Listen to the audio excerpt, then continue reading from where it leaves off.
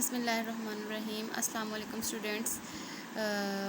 Biology students, आज का हमारा जो टॉपिक है वो है फार्मूलेशन ऑफ हाइपोथेसिस, यानी कि जो हम लोग स्टेप्स डिस्कस कर रहे थे किसी भी बायोलॉजिकल प्रॉब्लम को सॉल्व करने के लिए। उसमें फ़र्स्ट ऑफ़ ऑल हमने पढ़ लिया recognition of a problem, second one was observation and third one is formulation of hypothesis. किसी भी बायोलॉजिकल प्रॉब्लम को सॉल्व करने के लिए हम लोग जो बायोलॉजिस्ट होते हैं वो एक हाइपोथेसिस जो है उसे फॉर्मुलेट करते हैं।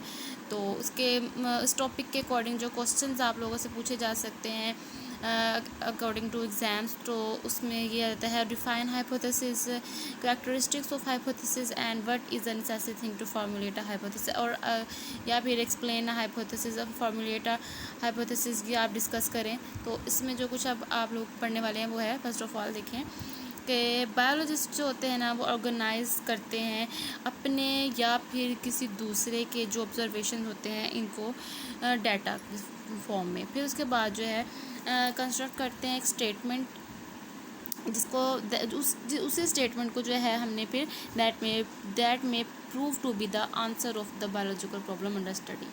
तो उसी के ऊपर जो है स्टडीज़ की जाती हैं ताकि पता चले कि हमने जो ऑब्जर्वेशन की हैं, जो हमने फिर उसके बाद ऑब्जर्वेशन को पहले ऑब्जर्व करके फिर उसके ऊपर जो हमने हाइपोथेसिस बनाया है कि वो हमने जो है उसको फिर हमने उसको साबित करना है कि वो ठीक है या नहीं। तो डेफिनेशन आ जाती है इसमें, any suitable proposition that might be true is hypothesis. ठीक है, ये हम लोग एक डिफ़ाइन कर रहे हैं। नेक्स्ट देखें, the tentative explanation of observation is called a hypothesis, यानी कि कोई भी आर्जी सी एक्सप्लेनेशन जो हमने अपने ऑब्जर्वेशंस की बुनियाद पर की होती है उसको हम जो है हाइपोथेसिस कहते हैं। ठीक है, तो अब जो हमारे पास रहते हैं कैरेक्टरिस्टिक्स ऑफ हाइपोथेसिस देखनी है हमने कि इसमें के आखिर एक हाइपोथेसिस को कैसा होना चाहिए। It should be a general statement, ये एक जनरल स्टेटमेंट होनी चाहिए। नंबर वन, ये एक जनरल स्टेटमेंट होनी चाहिए।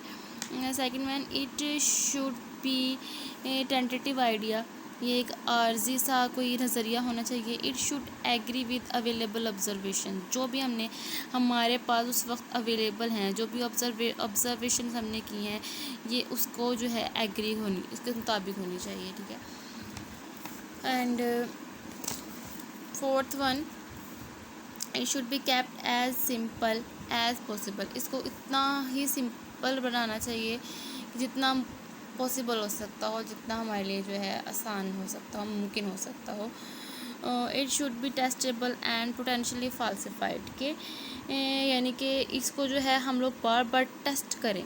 जब हमने इसको बहुत सारे टेस्ट करने हैं उसके बाद भी जो है ये अगर फाल्सिफाइबल गलत साबित हो जाते हैं बहुत से हाइपोथेसिस, तो कोई बात नहीं, ये हाइपोथेसिस जो है अभी स्टार्टिंग ही है प्रॉब्लम को सॉल्व करने के लिए। दैट नेक्स्ट हमारा है things necessary to formulate hypothesis, जो हमें चीज़ों ज़रूरी हैं किसी भी हाइपोथेसिस को फॉर्मुलेट करने के लिए, वो क्या है।